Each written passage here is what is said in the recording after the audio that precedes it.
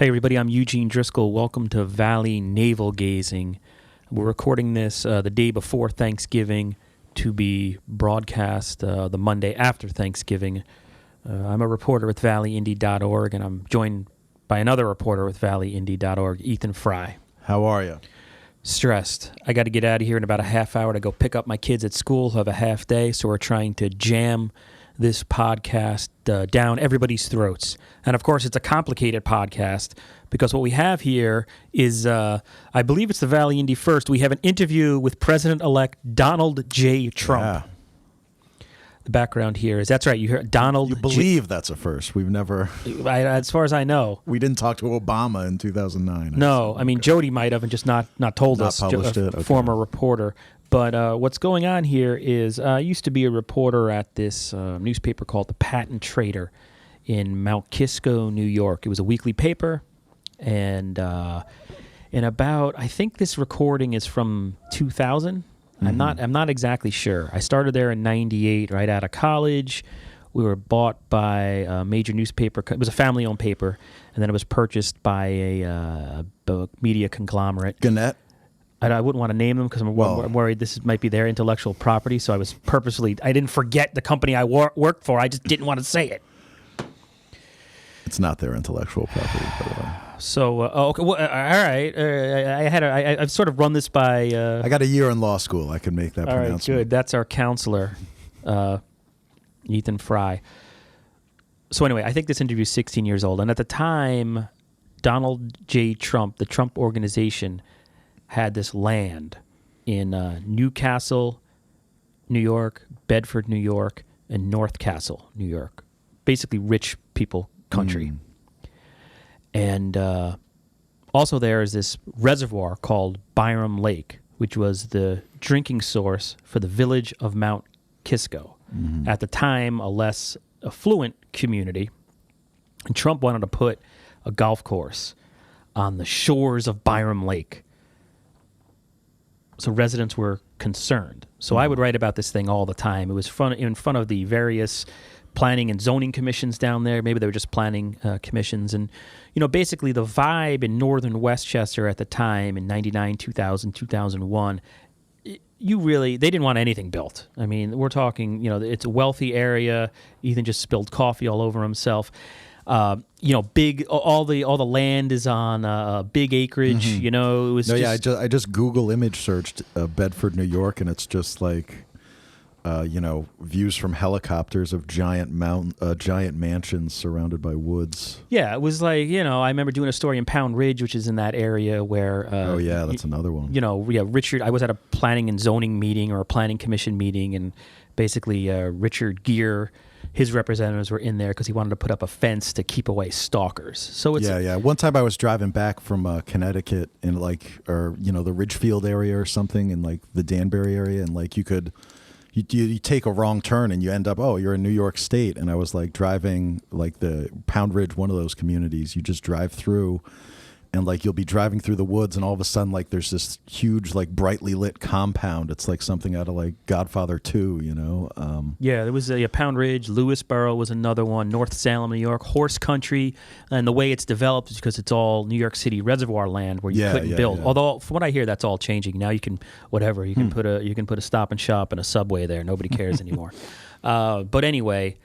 So, I mean, it was an interesting place to report on looking back. I mean, again, I graduated college in 1998 on a Saturday, and I started at this little paper on a Monday.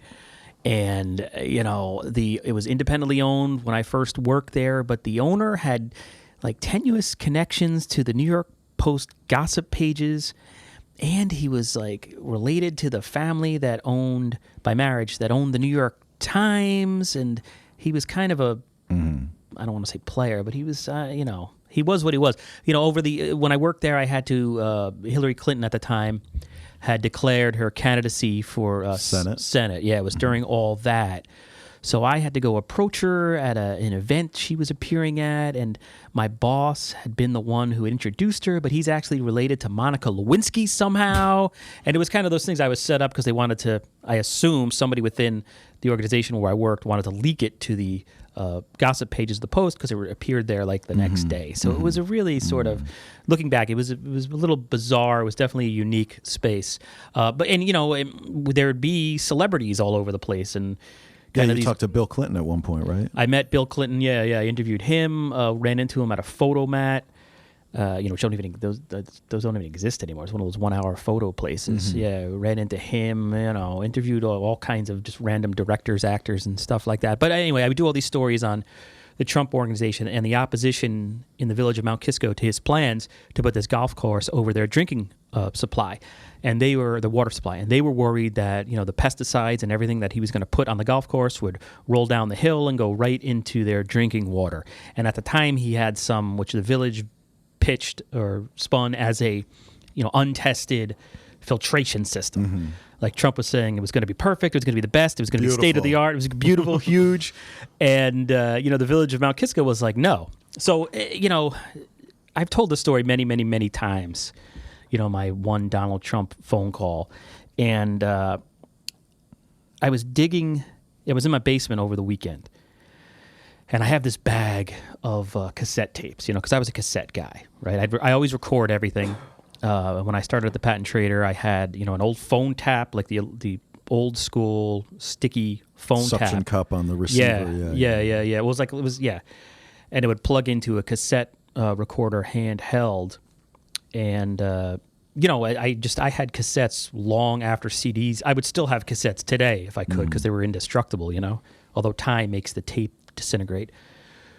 So anyway, Trump somehow got a hold of my little crappy paper story about his plans to build a golf course and called me up. And I had a voicemail, I guess. It's not how I really remember it, but listening to the tape, this must have been how it happened. From the Donald himself? I don't remember. I thought it was from somebody from his organization. You can hear at the beginning of the tape, there's a lot of confusion as I get passed through. I'm this... Yeah, like the layers of... I go through like 4 different gatekeepers and... Anyway, so I just thought, why are we playing this? I mean, it's at the time. I dug through my tapes and I found this, and it was labeled on. I don't label anything. I'm horribly. What is that word? Unorganized, disorganized, whatever it is. Yeah, either works. Yeah, I'm terrible, but I guess for whatever reason, I had written on the tape with a Post-it note that lasted all these years. It just, it says like Trump in faded pen, and so I just kept it with me. I wanted to ask about Bel Castro cell tower. Was that another hot controversy? And you see how Bel Castro's, on the tape I had this other label. It said Bel Castro cell tower, and that's like the majority of the tape because, like a PZC. Building a cell tower in northern Westchester, New York at that time. Cell towers were new, and man, they would fight like tooth and nail. Cell towers, I wrote about so many cell towers. It was unreal. And I think the other thing was like a teacher who had gotten in trouble, who had been my English teacher and had gotten in trouble for something. But anyway, so there was Trump, and I put it on, and I was thinking like, because I found like Led Zeppelin 4, Black Sabbath, Paranoid, all these awesome old cassettes that I was way into classic rock, in the 80s and 90s when I was in high school. And there it was. And I know like when you try to put a cassette tape in after all these years, they disintegrate. They just literally turn to dust in there. But as of right now, this is working, and it is like a 10-minute interview or so with me and Donald Trump. There's nothing. I probably should have said this right at the top of this. There's nothing like earth-shattering in there. I was hoping for some juicy stuff. Maybe he'd say whatever. But there's none of that, and I'm very nervous. I'm 2 years as a reporter at this point. I'm 20, probably 26 or something like that. I sound about 10, and I remember being very nervous talking to him, and I think it comes through in the recording. Yeah. But it's not a complete embarrassment. So anyway, first we'll just play a part of this tape now that we're 9 minutes into it, where it's just me calling them back because I randomly, came back from probably getting a cup of coffee, and I had a message on my voicemail from the Trump organization. So looking back, if you listen to it, I think he called me by accident. I think maybe he was meaning to call someone else, but... And we were talking earlier about Like, maybe he thought like it was a different paper? Like we both worked at the News Times in Danbury, and like you'd call somebody up and they'd be like, "What, the New York Times?" And it's like, no. Yeah, like, I would. Just say no really fast. You can actually like listening to this recording in a second. I kind of sound like that old SNL bit. Land Shark, where the like Jaws would knock on your door. Chevy Chase as Jaws, and he would just be like, "Telegram," like I'm mumbling. I'm clearly, because I know they don't know what the patent trader is. So I'm trying to like BS my way in because there's resistance at first. So here's the first part, and I edited this down because the majority of the tape is me on hold, and this is this is a 16-year-old audio cassette off an old school phone tap. So there's a lot of interference. I'm going to warn you right now. I tried to edit this first part down so we can just this is actually like 5 minutes edited down to a minute, where it's just me trying to get through the gatekeepers. So let's have a listen to that right now. Eugene Driscoll, I'm a reporter. Right. I was returning a phone call I received about 5 minutes ago from someone from the Trump organization. Well, it wasn't me, that's for sure. It said, Donald Trump calling. I'm a reporter up here. Mr. Trump's trying to put in a golf course on Byram Lake, the Mount Kisco's water supply. Yeah, but I didn't call you. Oh, no? No. And it's a 914 number? No, we're a 914 number, right. Yeah. Just let me see if anyone called. I can... Okay, thank you. Well, it so happens, but he did call you. So just 1 second. Okay, thank you. Sorry, he was just on the other line. I understand, that's all right. Okay. Thank you. He's kind of busy. Hold on 1 second. I bet. Hold on 1 second. Thanks. All right, so that was... was that Ivanka? Who's Ivanka? The daughter? Is that his daughter? No, well, she was 16 years ago. She was probably like 19 back then. Yeah, no, he had, a whole, I guess, staff of, and I just remember the contempt in the woman's voice at the beginning. Yeah. But I think now if that happened, I just would have probably cursed and hung up the phone or something like that. I seem to be much more level-headed as a, as a scared kid, essentially. So that was that. I thought maybe I had made a mistake and he hadn't called me. I don't know. But then you'll hear he did read the article because he references it. Yeah, and that's something people say that like Trump's notoriously thin-skinned and all this. Like he does appear to pay attention to the press. And it's like even back then the small regional press. Yeah, we're talking. There was no internet, so I don't even know how he got the article. That's what we didn't have a website as far as I knew. I remember my email was a Yahoo account that my editor. He was like, "You're Gene Kisco at Yahoo," and we never used it. We never used email. Somebody probably faxed it to him. It was probably like back in the day. Yeah, and so what you'll hear, he doesn't. We don't get any. There's nothing. He basically, in my opinion, and everyone's going to have a different interpretation to this recording.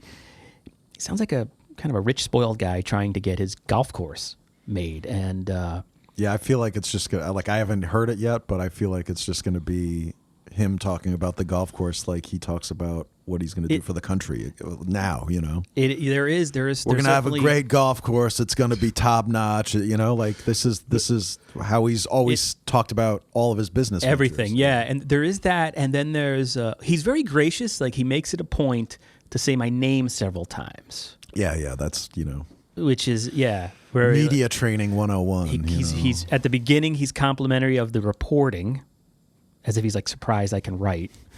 But by the end of it, he does put in a little like, I didn't get a side of the story, which there are some glimpses at the Trump president-elect to come, I guess. Sad. So, he doesn't get too mean though. But anyway, here is Donald J. Trump from approximately 15 years ago. And you're listening to Valley Navel Gazing on WNHH 103.5 LP FM, streaming live, although this is recorded on newhavenindependent.org and valleyindy.org and iTunes and SoundCloud and Libsyn and wherever, on YouTube, here, there, everywhere. Okay, all right. Here's our special guest, Mr. Trump. Wait, I got to turn up his mic. Sorry, Mr. Trump. What are you, mic 3? Was there a lot of There's gonna be sniffing hissing. during the phone call? No, or I don't any think there's sniffing?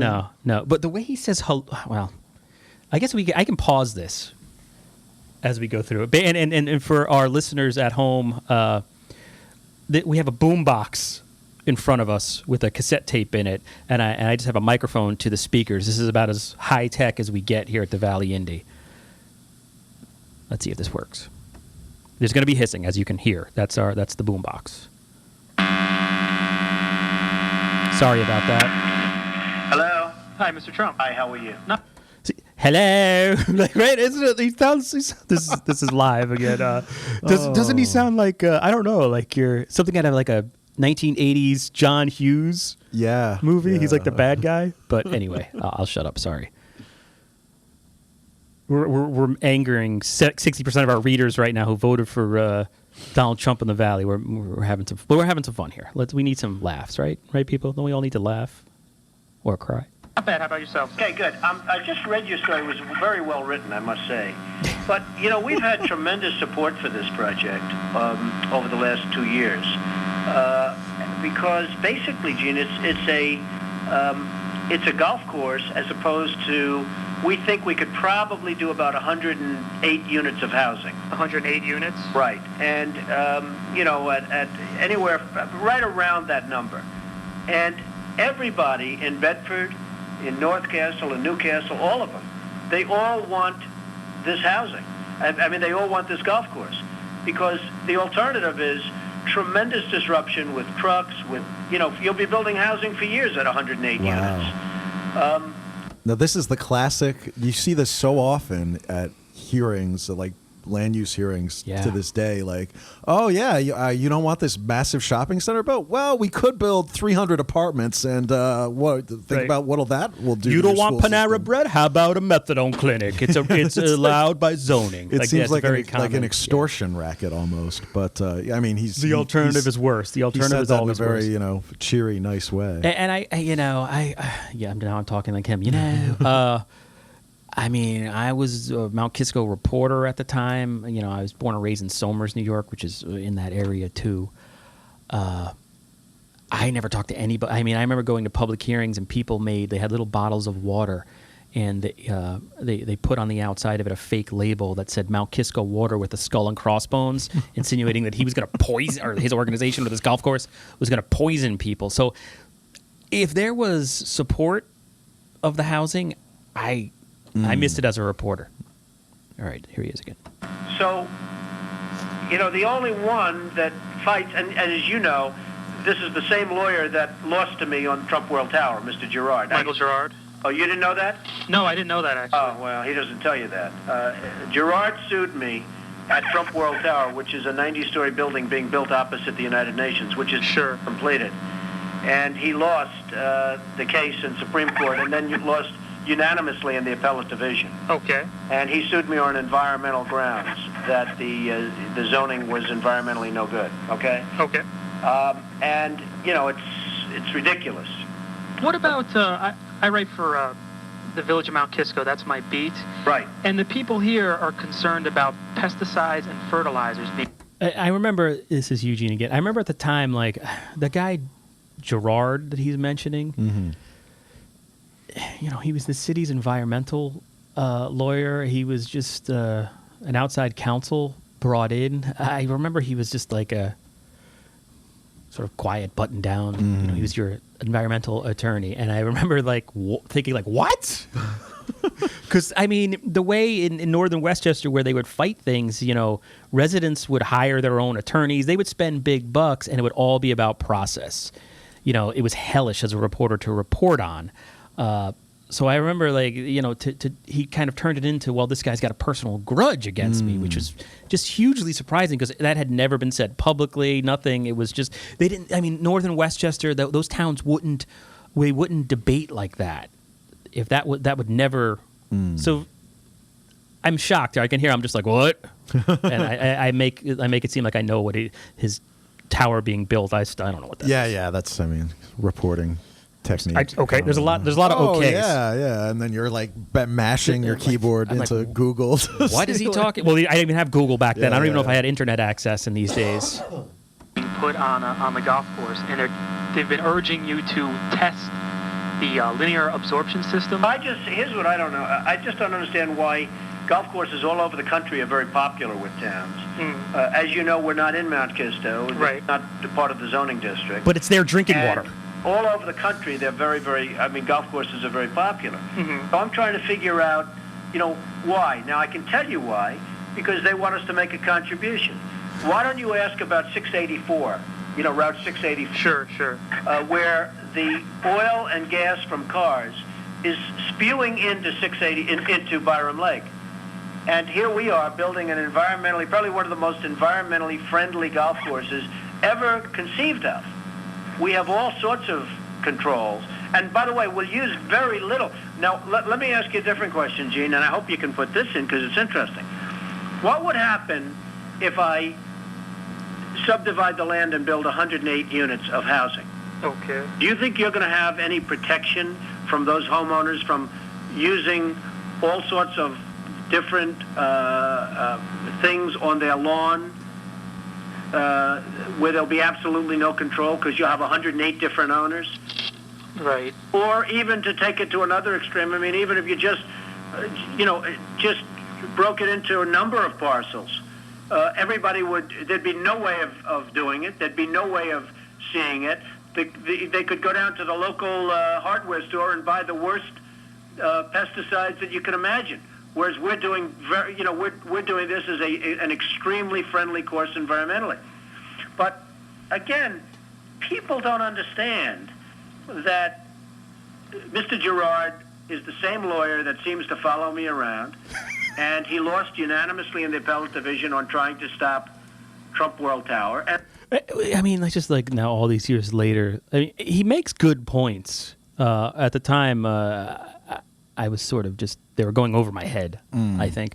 But, that water source is literally, you can see it. You go down 684 North, look to your right when you get from Bedford into North Castle, and it's above a big highway. Single-family homes, those estates, you probably do have less regulation. I guess the response would probably be like, we'd prefer, people there would prefer to have nothing developed there. But again, then you run into the property rights and right. Did he buy that land? Did he get some special good deal on it? Because some of this will come up. Some of this will come up in the interview a little bit. But it's fascinating now that he's president-elect to look back and see how he'll make a valid point, but he pivots to personal. And it just didn't seem to me that there was no evidence that I ever saw like this one lawyer just had it in for him. I think the guy was a respected lawyer. It's interesting how he turns it, he turns it tabloid a little bit. Yeah, I was going to say Which is, that's New York City. He was a tabloid figure for my whole life. And now, lo and behold, he surfaces in the town of Mount Kisco, and he's got total control over the mayor. Okay. And you ought to ask, how much are they being paid by Mount Kisco for this? Okay. Okay? Because our choice is, do we build 108 houses? It's very simple. Do we build 108 houses, Gene, or do we build a golf course with open space and beautiful, friendly environment? Do you think the planning board... Gene, hold it 1 second. I'll get this guy off. Hold it 1 second. What, is that you? I don't know. No, now that he goes away. You know what I'm going to do is turn down the mic a little because there's going to be a lot of this now. I got put on hold for a while. I was on hold like 5 minutes to get on this, and then he goes off for a little bit. So again, he's talking about. The mayor of Mount Kisco at the time was this the sweetest. I believe she was a retired school nurse or something like that. Just the sweetest little old lady you could imagine. Well, of course, that's who they put in to be controlled, run roughshod over the right. She was landowner's property, right? But then she was like a mother. I believe her son was a cop. Like she was also like she might be. She was a tough old Irish lady too. Like there was nobody putting stuff over on her. But it's just so interesting to hear him pivot to that. You get the impression that Trump knows. you get the impression that he has like good news judgment, you know, like he wants to turn this like planning story into like this feud with this lawyer. He's guaranteeing the front page now because exactly. As soon as I hang up, I'm like, oh, you know, that boring old, you know, process I've been writing about, and you can in my questions, you can tell I'm so I'm way into like the infiltration system he had proposed. You know, it's like. So and he clearly is not. No, he like, just completely ignores. He's a better editor than I am. He's like, "What are you doing, kid? None of your readers care about the infiltration system. This guy's the mayor's under the control of this lawyer." Let me see if I can fast forward to this a little. You know, I'm gonna stop the recording for a second. We'll be right back, but you won't know we're gone. Okay, all right. So now I fast forwarded past all the noisy stuff, and I believe like during the break because he put me on hold for a couple of minutes, and. I think all this stuff about the 108 housing alternative had been completely new to me, and I was trying to actually fact check it as I was on hold before the internet. So I think I called out for a copy of Westchester Weekly, which was used to be published it was an alternative newspaper who had I think they had just and like Paul Bass, who runs the online journalism project, the New Haven Independent, had worked for the New Haven Independent for many years. So I needed help from those guys. I think one of my questions next is prefaced off information I grabbed as I was on hold. So let's see. Here it is again. Again, I apologize for the but... Hey, Pat. Gene? Yes. Yeah, I'm sorry. That's okay. Go ahead, Gene. I was going to ask you, do you really think the Bedford Planning Board will allow 108 units of housing on that land? They're a pretty tough board. They're pretty notorious. Oh, you're right. It's three. First of all, it's three towns. Right. It's more than Bedford. It's Bedford, Newcastle, Northcastle. Well, I mean, as of right, we're entitled to that. Now, we have to go through a process, but as of right, we're entitled to 108 houses. How about, I know you were raising things about Mr. Gerard, and I'm not sure if the average man on the street in Mount Kisco is aware of that. How do you respond to somebody on the street who just hears a golf course on their water supply and they're worried that it'll be infected by pesticides? Well, let me ask you, if you left the ground just the way it is right now, there are no controls on the ground. We could use whatever we wanted just the way it is. Mm-hmm. Okay? Okay. Number one. I mean, you know, beyond the 108 I'm talking about. The 108 will have you know, I'm not talking only water. I'm talking in terms of everything. We're entitled to 108 houses on the site. We have 215 acres. It's almost like he's saying, hindsight being 20/20. He's planning to, if he doesn't get his golf course, to sell these properties to the most, like, just a bunch of jerks are going to move in there. Asphalt company, or right? Like, right. They're going to get. He does, but like the that's Union like a Carbide technique. guys He's in pulling there. like the.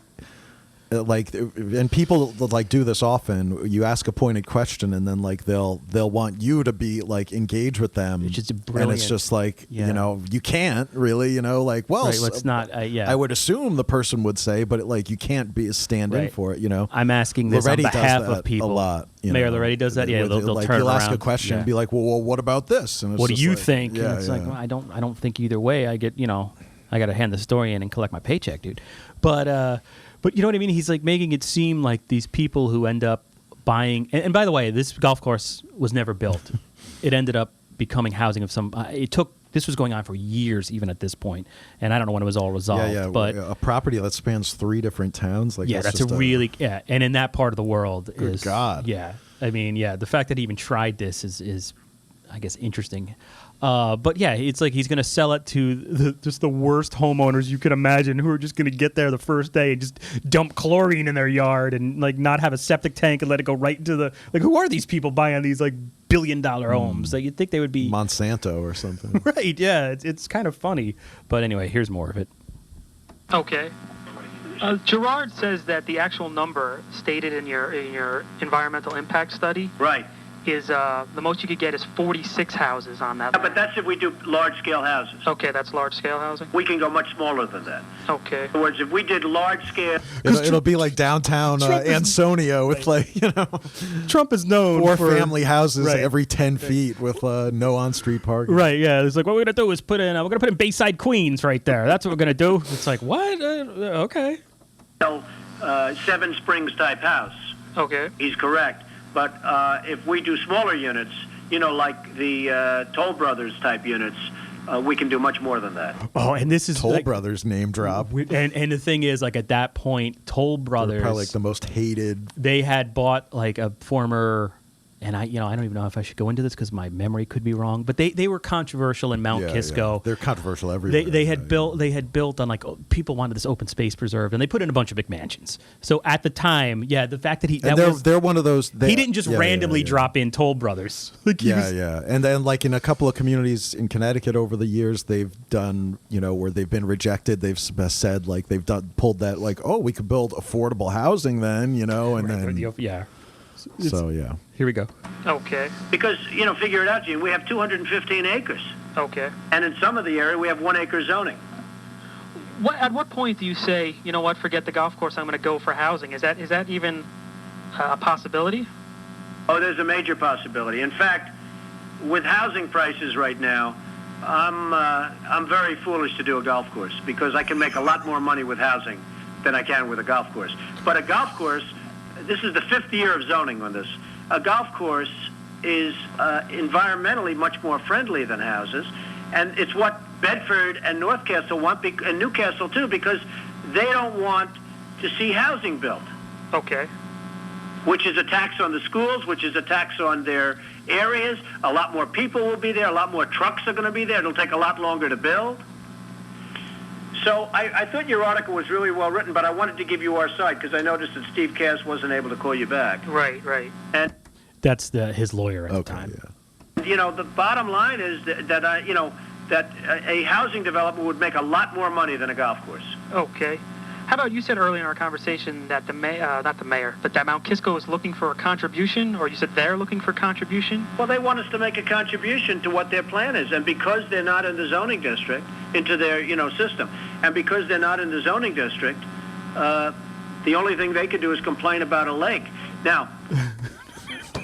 No, from what I remember at the time, they said, hey, that's our reservoir. That's where we're getting the drinking water. Yeah. And it might not be exclusively. They might get it from other places too. I don't know what percentage of that lake was used for drinking water, or maybe it was. I just don't remember. But yeah, it's interesting. I remember like thinking that he's not acknowledging the concerns of just the average dude at Mount Kisco. Mm-hmm. You should have them focus on the fuel and everything that's spilling into that lake from 684. Okay. Not something from an environmentally friendly golf course. How about one thing that's happened here when I talk to people in Mount Kisco? When this was first proposed, it was kind of, no, this has to be rejected outright. Now they've changed their position. They're saying, okay, if there's going to be a golf course there, that's fine. But that LAS should be tested at Mr. Trump's property in Briarcliff, which doesn't sit above a water source. Why not just appease the people and say, okay, you know what, we're going to try this out for a little bit and to ensure it's foolproof? I might do that. We maybe will do. There it is, the pliable, no problem. Hey, you don't like waterboarding? Me neither. Like he just, we'll do that. Yeah. That was people were talking about that yesterday. We're recording this Wednesday before Thanksgiving. Yesterday, he met with the New York Times and just apparently did a 180 on like half the positions he staked out on the campaign trail. Not going to prosecute and Hillary like Clinton. the thinking is just like he wants to make happy whoever he's in a room with, and it's like that's not generally a person you. And that's exactly what I thought looking back on this. It's like there I am, and I must have written that question in advance because I'm not that poised. You know what I mean? Just to hear, I'm like, who is this guy? But yeah, to hear, I'm just a 26-year-old reporter, and he's like, oh yeah, maybe we will do that. I don't think they ever did, or maybe they did. I don't know. But anyway, do that. Okay. Maybe we will check it. It's something.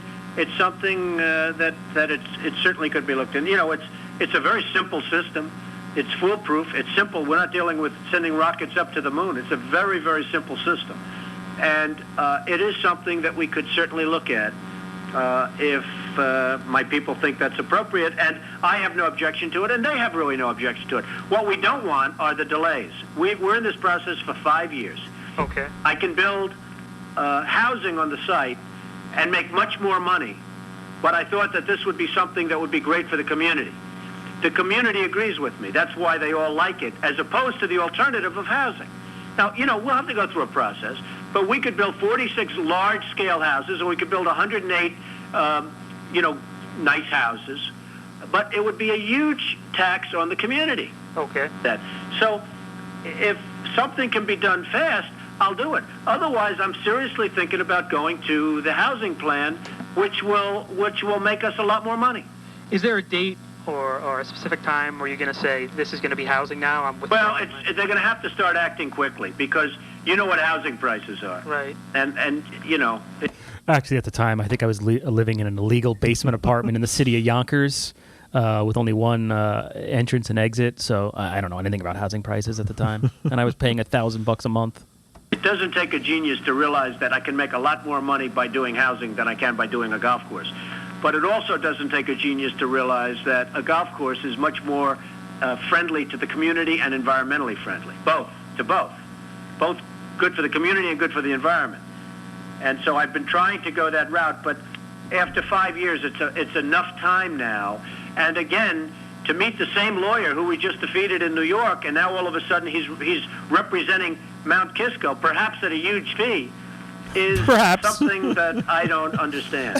Okay. What about, I just have one last question for you, unless you have anything else to add. There's some in Mount Kisco I talked to. Look at me ending the conversation with a real estate tycoon, huh? Come on. Some groups who say, hey, you know what Mr. Trump should do? It's just do the right thing by Mount Kisco and just donate the land, make it a permanent nature preserve, which is what the owners of the land originally wanted back in the 40s and 50s. Any chance of that happening? Or? Well, we are going to be donating a certain portion of the land to Newcastle, I think, reserve, etc. And it's about how many acres is that? 32. Close to 32 acres, which is a huge value. I have no idea who he's talking to. You know, a huge amount of land. Probably Oh, wait a second. We just got a huge out of there, right? Is that the first huge? It was probably that land use lawyer. Could have been Cass. Yeah, Cass was his guy. Or maybe it was one of the dudes from The Apprentice. I don't know. There's that old guy from The Apprentice. Maybe that I pictured that. Wait, we got to hear that huge. So I got to go pick up my kid in a second, but let's see. 32. Close to 32 acres, which is a huge value. Huge. Yeah. A huge amount of land. Two of them. So we're donating that, and we're agreeing never to develop the site for other than a golf course. So that's a huge concession, those two things. Three. So I really have done what they've wanted if I go the golf course route. If I go the housing route, all bets are off. All bets are off. Anything else you wanted to add, sir? I appreciate your time. I thought a couple of things should be out there. I think Go ahead. People should know about the 108 units, from 46 to 108, but, you'll describe that. People should know that, the lawyer was the person that failed in the lawsuit to stop the building I built opposite the United Nations, and now, lo and behold, he's there again. And again, I really would like to know how much the town is paying him. At least they should have found a lawyer that beat me. There's that weird. That's not the way you talk. And I guess he was like, the way he broke the political system here. He broke the debate there. It was like a nervous chuckle from you. Yeah, it's like what? Why? How is this personal? And now I got to call Gerard. There are things, and I felt your Mr. Gerard, why are you such a loser? Your article was very fair, Gene, but unfortunately you didn't have our point of view. Okay. And the point of view is that, people in Bedford, I'm getting letters. We get on average 5 letters a week from Bedford and the other communities in the area asking me to continue to go forward with the golf course. Anybody from Kisco saying that? Anybody that drinks the water? Well, anybody from Kisco would be saying it because if they knew the facts, because the water will be much cleaner with a golf course than if we have housing or something else in the site. Okay. And, the water will be perfect with a golf course. Nothing's going to go into it. But again, they ought to focus on 684, not on an environmentally friendly golf course. Because their real problem with Byram Lake is coming off of 684. Is the fumes and fuel spilling into the lake from 684. That's their problem. They don't want to get into that, but that's their real problem. Fumes? Okay? Okay, sir. Thanks for your time. If you ever want to call me, I'm at 212-832-2000. Oh, all right. Okay. And just feel free. Hold all on, right, sir, rewind thanks a lot that. for your time. Okay, my friend. Take care. So long. Bye-bye. So that was Donald Trump. Yeah, I think that was just a general number. I don't know. I could be. I didn't. 2,000. That's the one. Yeah, if you call that, you get passed through the 7 layers of hell just to get to him. But anyway, it is. yeah. I mean, looking at, I know this reservoir was probably built before 684 was, but yeah, I just looked it up on the Google Maps, and it's literally right next to the highway. He made those and then points there's a are couple valid. to the north and south. There's a couple Were other valid. like sort of sanctuaries. It looks like like open space preserves. Yeah. But yeah, I wonder if that's where that the Joe Vooley case. That it was over around in there. Bedford. Yeah. That was a Danbury guy who cut up somebody and dumped them. Yeah. I don't think it was in their water Bedford. supply. no. But it was like off 684. What a random thing. You're obsessed with that. Yeah, it was. I covered the probable cause hearing. But anyway, that was my brush with fame. Also, Led Zeppelin 4 is, I think, my favorite Zeppelin album. I don't know. I think it's everybody's. Yeah. I'm kind of a particular. Going to California. Physical Graffiti and Led Zeppelin 2. I think Led Zeppelin 2 would be mine. But yeah, that's probably in there. So, all right. So it's I got to go pick up my kid. I hope you enjoyed this little trip through memory lane, even though it's not Valley specific. But hey, I have a random old tape of the President-elect of the United States, so we thought we would share it with you. For Ethan Fry, I'm Eugene Driscoll. Thanks for listening.